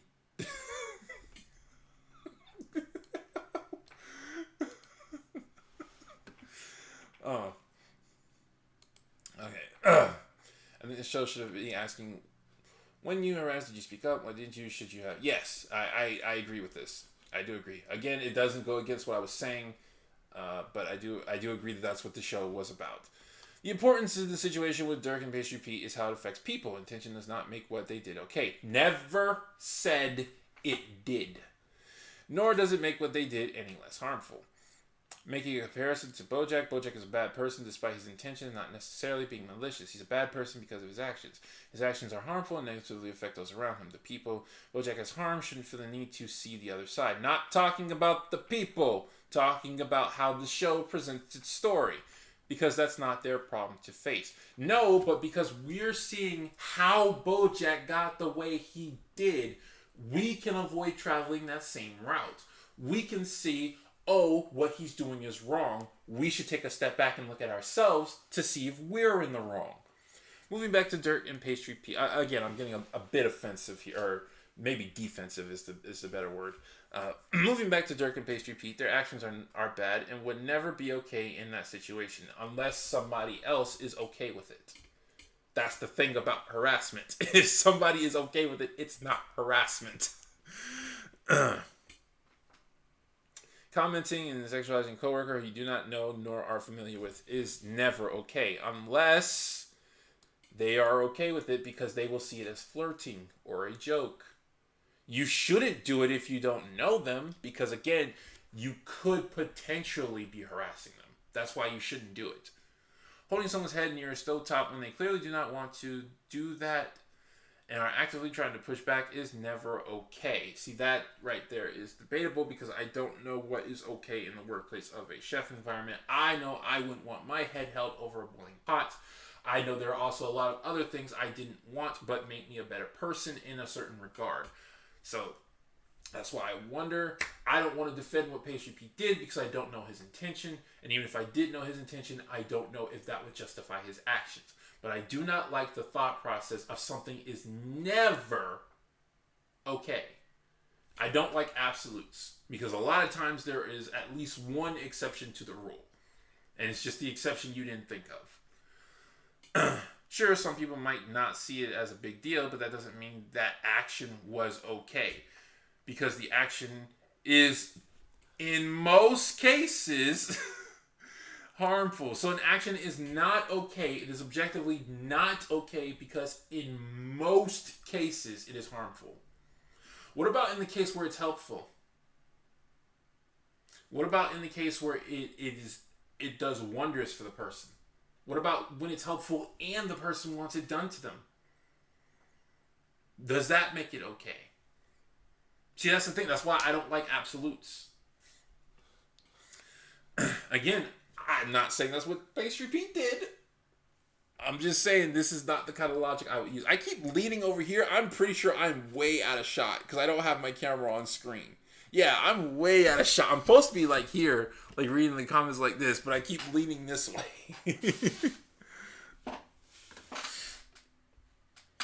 Moving back to Dirk and Pastry Pete, their actions are bad. I regret that. If anything, I think Dirk should have faced even harsher punishments. He straight up should have been fired. He was told what he did was wrong and changed. And you think he should be fired. What he did is beyond the line. There are people who are okay with this behavior. And is literal and blatant sexual harassment. It is literal and blatant sexual harassment by the definition of the term. But again, only when someone is uncomfortable with it. If he had did it to the HR lady, it wouldn't be sexual harassment. Did he know Bertie was uncomfortable with it? I don't know. Would that excuse his behavior? Not necessarily, no, because you shouldn't be making jokes like that to someone who you don't know well enough to make jokes like that to. And you're in the workplace. To say that an employee's overall work, I think a lot of people, okay, I don't want to make harsh statements about this person. I don't like when people say a person should be fired. Sometimes they should. Sometimes they should. And there are times where a person should be fired. But there are people nowadays who are so quick to say that. And losing a job has a severe effect on a person. And a lot of people don't know that. And I'm not just talking mentally. I'm talking mentally, physically, a lot of things. To say this person should lose their job when you could easily just talk to them and they would immediately change their behavior and it would never happen again. I think that's being way too harsh. That's why I say when you're treating someone like a villain, you want nothing but bad to happen to them. You don't want them to change. You want to see them face revenge. Not justice, revenge. Even if Dirk or Pastry Pete has some kind of reason for doing those actions, that would not make those actions any less harmful or appropriate in that context. Tired of repeating myself. Again, I'm starting to get angry. And I think I'm allowed to be angry, but I don't want to attack people. For that reason, it is not important to show their perspective. It is not. Is it important not to show their perspective, or is not important to show their perspective? This right here, what you just said, even if that would not make their actions any less harmful or appropriate in that context. This does not lead to this next sentence. For that reason, it is not. This is not a good reason to not show their perspective, because the reason I gave was that their perspective would make us understand the situation better. I never said that it would make those actions any less harmful or appropriate. Their perspective does not make the actions any better, and it doesn't change the consequences of their actions. It might change the consequences of their actions, actually. Anyways, I really enjoyed the show. I thought it was excellent, and I really enjoyed the more positive tone it gives as opposed to BoJack Horseman's depressing nature. Did I respond to this? No. Okay. I really, that's... Why did I like this comment? I really would have liked to see... What are you guys saying? If Bertie felt uncomfortable about her treatment, something definitely needs to happen. That being said, things could have been resolved with a simple conversation with Pastry Pete instead of aggression. Probably. Again, he was never given the opportunity, so I don't know. And I've repeated myself so many times, I'm really tired of saying that. I don't like repeating myself. I feel like, one of the reasons I got into making videos is because I'm so wordy, and I repeat myself all the time in real life. And I really try hard not to do that, which is why a lot of my videos are script heavy, because I can, when I'm writing a script, I can see that I'm repeating myself. Whereas if I'm talking all the time, you constantly hear me saying again, and I've said this, and again, and again. What are you guys talking about? Which is why Bertie reacted the way she did, to show the viewers you don't have to take that, you're better than that, and they should know better. Pastry Pete was a player. Yeah. I think that people can. At Forrest Gump, people cannot play the victim card all the time just to get their way. In fact, the person has to choose their battles carefully. It's a decent statement. It's wrong to conflate actual victims with people who pull a victim card, just as it's wrong to conflate abusers with people with different intentions. I think Grump was justifying fake victims in any way. My friend got suspended because of a joke, and he had no idea why until someone told him weeks later. Like, here's the thing. I was in a situation... Here's the thing. I was in a situation where I was annoying a bunch of people, and I didn't know. I absolutely didn't know. It was... And I'm talking like a room full of 100 people every day, and I did not know. One day, I moved seats, and I could see their perspective, and I could see that I was being stupidly annoying, and I was like, why didn't anyone tell me? If someone had told me, I would have stopped. And that's the thing, like, I'm not saying you should be absolved from punishment, but to think a person should be treated as a villain, because... When some people, you can simply just tell them, communicate with them, and the action will stop. Like, that unnerves me.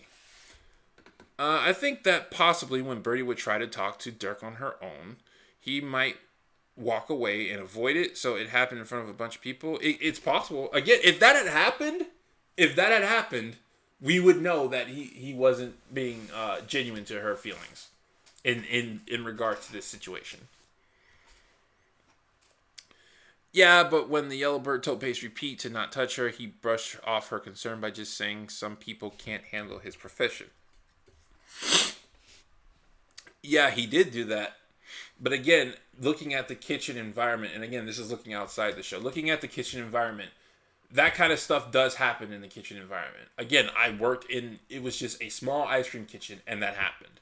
And it wasn't, putting your hands on someone, yeah, that can cause them to run. But if you think putting your hands on someone is part of the job, if you think that, and you think that's going to make them a better chef, and then they run away from that. It's very easy from that perspective to see that they just can't handle the job. I don't know if that's his perspective, and even if it was, I'm not saying that makes it okay. I'm saying it would give a different perspective. Again, I'm repeating myself. But I have to make what I'm saying clear, because a lot of people in this video, or in this comment section, were saying I said things that I didn't say. That was fun to say. It's also worth knowing the dynamic of the boss and employees, and not just that he's a man and she's a woman. I don't know why, but okay. I don't think showing most of the behavior would have helped the show at all. Okay. I've explained several times how, so. If you turn the situation to. Oh, here we go. Here we go. This comment right here. I've gotten this comment a couple of times. And I'm smiling, but that's because I'm hiding back significant anger. I have friends who do have thick skin to deal with adult jokes and can take little jabs that are not that offensive, like oversensitive people claim. That's the thing. We live in a right now. We live in a victim mentality. We live in a victim society, a victimhood society. It's mainly led by my generation, by millennials. And if you feel bad about something, a lot of people will come to your defense. Even if there are other people who wouldn't feel bad. But this comment right here by this person, again, I don't want you guys to like go and harass people or whatever. You can argue with people and whatnot, but I'm going to say right now, this comment, I've gotten this from a couple of different people, and not just on this video. If you turn the sexual harassment situation into a race situation, I'm fairly certain you'd have a different feeling. I'll read the whole comment. It's this sentence I have a problem with, but I'm going to read the whole comment. If someone made a comparison in that instance, would you just say they didn't realize? Sure, we were trying to build a world where this stuff doesn't happen. There are certain words people should not say. There are actions people should not do. I'm really disappointed that you've tried to justify making utterly unasked for sexual comments and actions. Just say lack of understanding. People should not do it. Plus their mentality has just handed out a load of get out of jail free cards. Shame on you. Okay. First of all, if you guys ever want to talk to me, you do not want to use this right here. Because the only person who can shame me really is me. And the reason for that is because I learned, like I said, I learned the lessons of BoJack Horseman a long time ago. You have to be able to look at yourself in the mirror at night. And I have lived a life where I've tried so hard to stay morally consistent. So for somebody to try to say shame on you, don't do that. But this sentence right here is what gets under my skin. And again, it wasn't just this person who said it. If you turn the sexual harassment situation into a race situation, you think my morals would change because they're talking about race. Why do you think that? Why do you think that? Could it have anything to do with the color of my skin? Here's the thing. I did it again. Here's the thing. I have seen plenty of shows and movies where characters put so much stock in their identity as a black person. And I never relate to them. Never. And you know why? Because I don't put stock into my identity as a black person. The whole shades and durags thing, yeah, I do look good in them, but it's the joke of the channel. And I don't like that I have to explain this because, if you explain the joke, there is no joke. But the joke of the channel is that I look like a stereotypical black gangster. But I'm not. I watch and analyze cartoons. I wear Lion King shirts. Like, I'm not the stereotypical black guy, and I don't put my identity into my race. Some people do. I don't. For you to assume that I would change my moral standings if they were talking about my race, there is a word for that I can't say because YouTube will put me on their radar. Like, it annoys me so much. And Some people say this. I know somebody in the chat said this earlier, and I don't want to call you out on it, but I want to recommend you never say this to me again. Is to say that, I'm their favorite black creator. One of the worst things you can say to me is that I've done something because of my skin color, because it means I didn't do it off of my merit. I want to be recognized for my merit. I mean, I use skin color as a joke all the time. I when I'm with my friends, like, I'm the one that makes the black jokes, and I think because I'm black, it makes it funnier. So and I do meet certain black stereotypes. When I was in college, I ate chicken every single day. But for you to seriously assume something about me because of my skin color, and it's not like biologically found, like um, like to say that I'd be more athletic. You could look at genetics and say, oh, well, this race is most of the time biologically more athletic. That makes sense. But for you to assume what I would think because of my race, I find that very distasteful. I really do.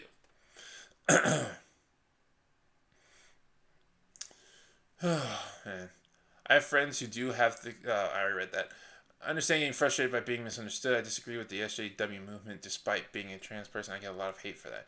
Shaming language does not work on thick-skinned alphas. Most people understood George Carl's joke about adult issues, including PC culture. Some are funny. Saying placing so much weight on your identity is setting yourself up to be offended. Bertie didn't try to communicate to Pastry Pete at all about her discomfort. We see it through her perspective, so we feel how uncomfortable it was in a practical job. It isn't uncommon to have physical contact like that, and since she didn't communicate, I feel like from this perspective, I don't think it was with bad intention.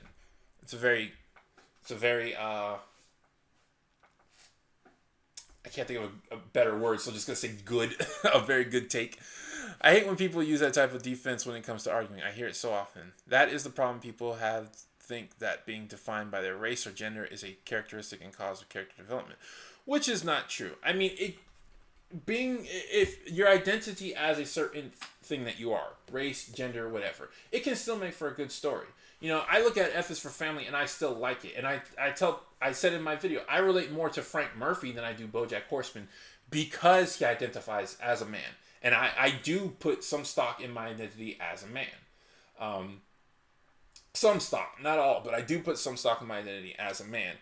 But the thing about F is for Family is that I think it does it much better than Tuca and Bertie because it has 5 characters. You got a man, a woman, 3 children that various people can latch on to. For Tuca and Bertie, it's 2 main characters. One who severely identifies as a woman, one who's more neutral in her problems, and then you have Speckle, but again, Speckle is more of an assist to Bertie. So you could try to latch on to him, which I did, but because a lot of episodes just didn't really feature him, it wasn't that entertaining. If you know someone and you're in a setting where you can do it, there's nothing wrong with a joke like that. I think Pastry Pete was a jerk before he started harassing Bertie. He was very rude in general, in my opinion. Yeah, I thought he was a jerk too. Now, I still liked his character because I felt he was a very professional jerk. That's the thing. I felt he was somebody who took his job seriously enough that he didn't care how you felt. He just wanted it done right. That's how I felt when I was reading his character. Whew. Whew. Okay, so yeah, that was one of the comments I wanted to get to. I knew eventually I was going to find somebody who said something about the color of my skin, because that just, it really annoys me that people think I would change morals because of my race. Because I would say the same thing even about a show that's about a man. Which is like F is for Family, but again, F is for Family has 5 characters. If you're putting all of the characters' identity onto something a bunch of people can't latch onto, but you want those same people to understand where you're coming from, you're gonna have a hard time.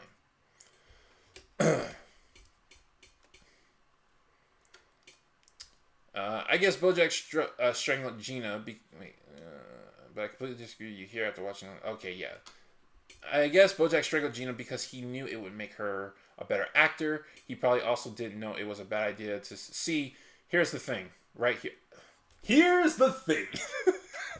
That's just gonna be a catchphrase on my channel. Here's the thing. Oh man, you just said it right here. Well, you didn't say it, but actually, no, you didn't say it at all. I don't know why I said that, but Bojack, we saw why he strangled Gina. You're saying, I guess he strangled Gina because he knew it would make her a better actor. No, we saw why he strangled Gina. He was under the influences of substance and he was angry at her. And we understood what he did was wrong and we understood how he got to that point. So we can look at other people as well as ourselves and we can see where they're heading down. He probably also didn't know it was a bad idea. We know that's not true. We don't know that about Dirk or Pastry Pete. In all seriousness, though, we don't need the other side's perspective because we don't need adults justifying bad behavior. Just like Todd didn't need to hear Bojack's apology and excuses, no one needs to hear a grown man explain why he thinks it's okay to harass others. This show is for women, not the men who harass women. There's enough of those shows already. Okay, well, then you're fine to enjoy the show that you want to enjoy. Have fun not really changing anything. Alright. I 100% agree with everything you had to say in the video. I think these people need to get down their moral high road. I mean, I have moral high roads on a lot of stuff. A lot of my videos are telling you guys this is the moral high road to take. So it's like, but I try to back up what I say with objective stuff. I really do. I know we're talking about literature, so it's going to be very heavily subjective. But I really do try to put some objective reasoning and examples. And I think a lot of the stuff I talk about, I think I've done an okay job. Toot my own horn. Some black people don't think that South Park episode with the opening about the N-word is still funny and true. I don't watch South Park, so I mean, boys gotta be boys. Sometimes you just gotta strangle. See, that right there was an offensive joke, but I found it funny. I've asked people this question all the time, would not answer the same way Randy did with that puzzle. A lot of people said yes, well, okay, you're talking to somebody. I thought you were talking to me for a second. Where was I? This show's for one. Okay.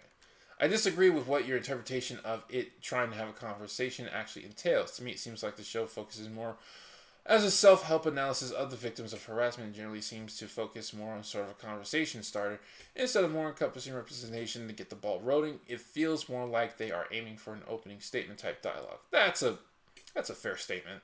That's a fair view of it. I do have my qualms with that since did I respond to this? No, okay. I do have my qualms with that since it leaves the other side of the conversation in the dark and open to interpretation. Pastry Pete equals just plain bad, etc. It feels more like the show is trying to do its best to establish the full context of the side of the victim first, which in my opinion has some nuance stripped away from it and makes room to present the opposition in a fair light. If anything, my main issue with the show is that it rarely slows down to really zoom in on the psyche that Tuca and Bertie are going through when these more serious issues pop up and either move along, come to a conclusion, solution, or joke off the topic before the concept of the conversation they are starting really has a chance to sink in. Well, I think Tuca has had a couple of deeper segments. I specifically remember Peanut Island really making me and my ex feel down and start making quips in between the silence to signal that a conversation about the topic is going to happen once we get a chance. Sadly, it feels like they solved it and moved on too quick to really provide exactly how bad it is and exactly how much Bertie is going through. We did end up having the conversation, but we both agreed that we weirdly were left wanting the show to twist the knife Bojack style before letting us talk. Didn't need to be free churro levels of context. Start talking about mourning dysfunctional parent figures, but much more that gave it. Okay, this is a really good comment. That's a really good comment. This right here is this actually addresses what I said in the video, and I think it does it well. That's a really good perspective of it. Meh, there's not really an excuse to say inappropriate things to co-workers. I wasn't looking for an excuse. Yeah, I said that. Wasn't looking for an excuse. A reason would have been nice, though. They just think of it as jokes. They had they had it done to them. If they don't know they're doing wrong, it's not that reason. Just because something was done to you doesn't mean you're immune from being expected to learn better. Never said you weren't. Just because some people are okay with particular people being appropriate in a work context doesn't mean they should get a pass and that it's fine behavior to do to everyone. Except that's what happens in the workplace all the time. In the workplace, there are a lot of rules that are inappropriate that people do anyway because the person that it's being done to is fine with it. And the thing is, I wasn't even talking about punishment. Again, I was talking about vilifying. You shouldn't vilify someone. Should you speak up if something bothers you in case maybe the other person doesn't know? Of course, but there are some things that should be universal, but they're not. Whether they should be universal, first of all, is your personal opinion, but they're not. Not everyone understands it. And some people, all you have to do is tell them, and then they will understand it. You push someone towards something and they fight back. Yeah, maybe don't continue pushing their head in a pot. If it really did happen to you and make you a better chef, maybe explain how without pushing them into a hot pot. That's my point. The show should have explained it. Maybe he could have done it without pushing her into a hot pot. But maybe it's expected. Maybe he had his pushed into a hot pot without it being explained. The show should have explained it. And in a work setting, it's probably safe to assume to not make comments on somebody's body if you're not good friends and they have established boundaries for that kind of stuff. That's the thing. Dirk and Tuca, Dirk and Bertie actually did seem like good friends, but I agree with that. You shouldn't be doing that. And if you don't talk or see someone outside of work for non-work things, it's usually a pretty easy assumption that you're not that good on friends.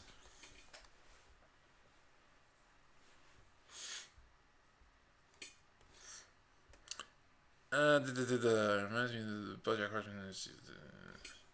Okay, so I think we've hit the bulk of everything I wanted to talk about. Oh my goodness, here it is again.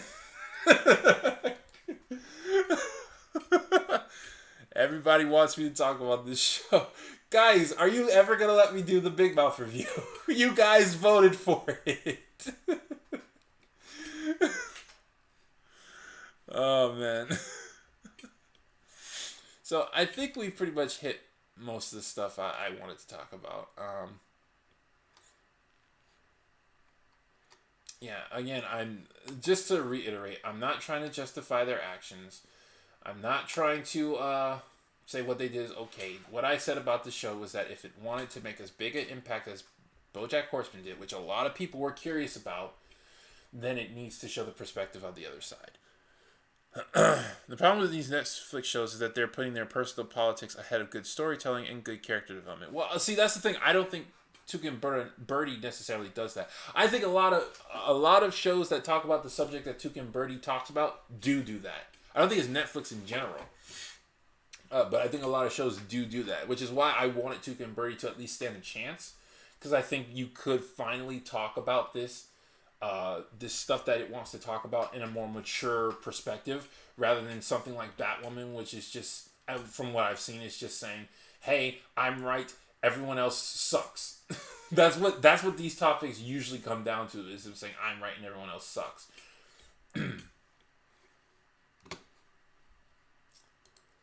But yeah, I think we've accomplished everything I wanted to in that regard. So if you guys have any more subjects you would like to discuss, we can talk about them in the show.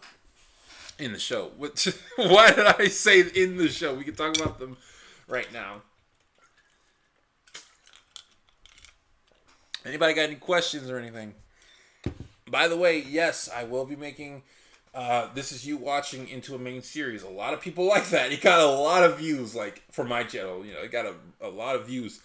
And I got a lot of subscribers. A lot of Tuca and Bertie kind of spiked subscribers, and a lot of them subscribed because of, not because of Tuca and Bertie, but because of the BoJack.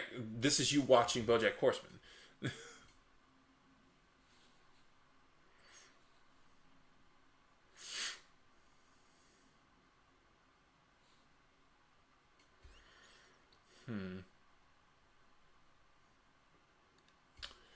So it seems like y'all questions have run dry as well. I'll give you guys a couple minutes to ask a few questions. And it doesn't have to be on Tuca and Bertie. It can be on anything.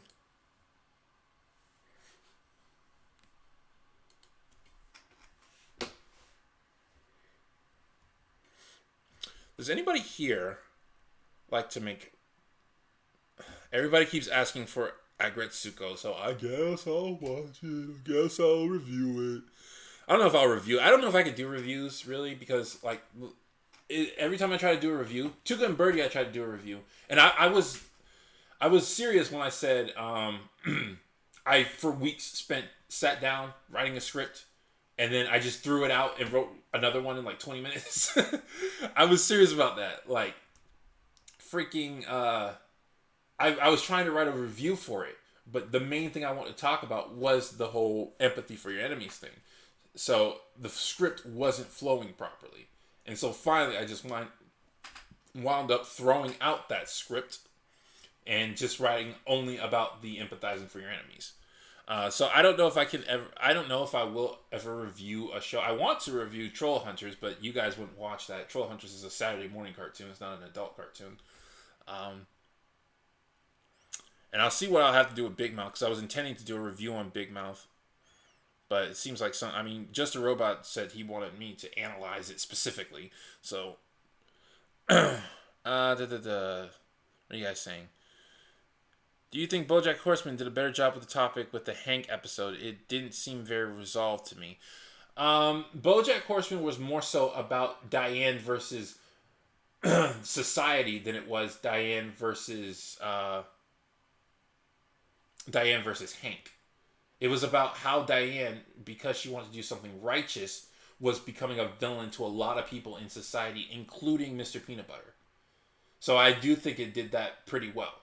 The reason we don't really see Hank's side of it is because it wasn't trying to impact how people view harassment. It was trying to impact how people view those who attack harassers. That's what it was. What do you hope for Princess Carolyn in the new season of BoJack? Because I can't bear to see her unhappy. I think Princess Carolyn's road is pretty predictable. She's gonna have the child, but she's gonna struggle with putting the child first, as well as her job first, and she's gonna have to choose one.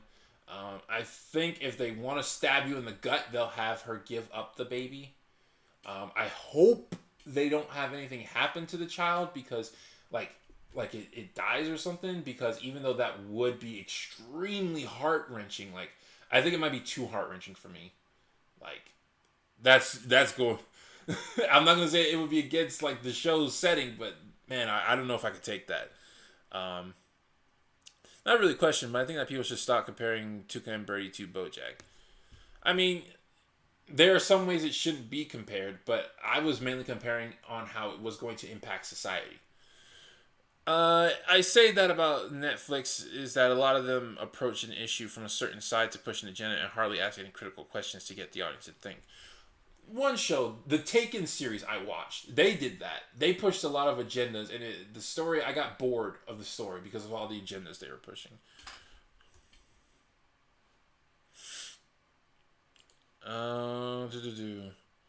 They're two very different shows. Just because they have the same artist does not make them similar story-wise. No, there are a lot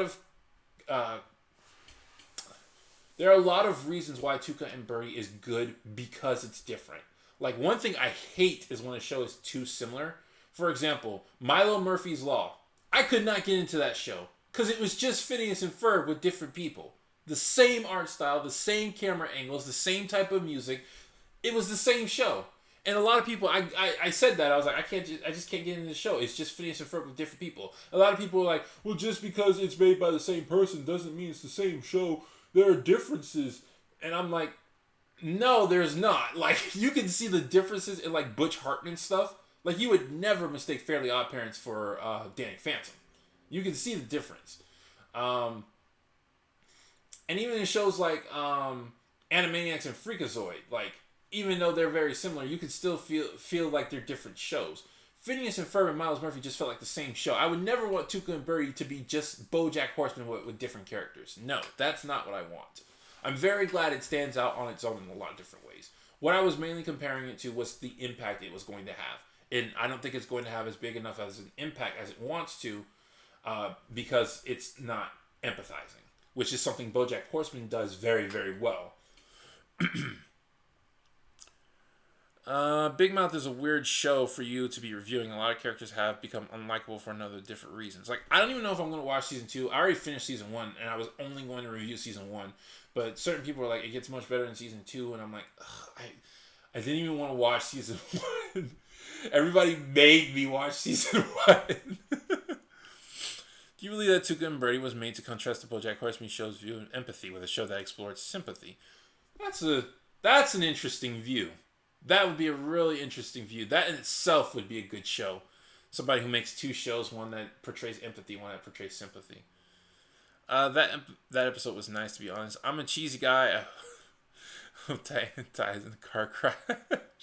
You think BoJack Horseman is redeemable after strangling Gina, the character? I think anybody is redeemable after any action, especially a TV celebrity, because society is way more forgiving to them. I'm the kind of person who thinks any action can be forgiven, but you have to repent first. You have to feel sorry for what you did. And I think it's going to be much more difficult for some people to forgive you. Like, I don't think you have a right to be forgiven. I don't think Gina has a right, or I don't think BoJack has a right to accept forgiveness from Gina. But I think any person can be forgiven for just about any action. I don't want to put an absolute, though. I can tell you there are certain actions I won't forgive. I most likely won't forgive people for. How do you think they're going to resolve Mr. Peanut Butter cheating on his girlfriend? I'm honestly not certain. Because I don't know where that's going. Like, again, I feel like I was about to call her Bubbles. What is that dog's name? I feel like that character is just a young female version of Miss Peanut Butter. Like, I don't feel she's her own character. I feel like she was made specifically to do stuff with Mr. Peanut Butter. I don't know where they're going to take that. Will there be more F videos? I would like to make some. I would really like to make a video about crap, I can't remember his name. The 2 sons.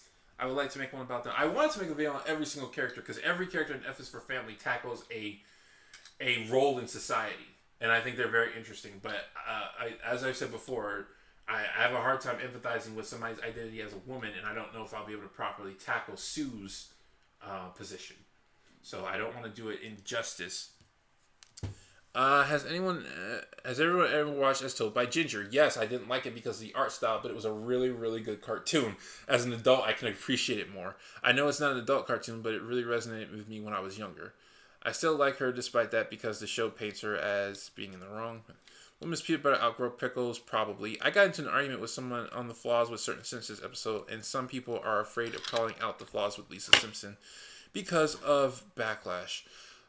You guys are writing really interesting comments, and I want to read more of them, but I have got to end the stream abruptly. I apologize for that.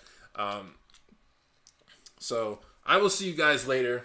I was planning on going for like another 2 hours, but something just came up and I got to end the stream. So yeah, I'll see you guys later. Thanks for stopping by. Thanks for everybody. Even if you disagree with me, again, if you disagree with me and you couldn't catch the stream, leave your thoughts in the comments below. If I missed something, let me know. Put it in the comments. Put it in the comments below, and we'll see what we can discuss about this whole thing. I'll see you guys later. This has been Shady Durags. So long. Farewell. Ad Vidasen. Goodbye.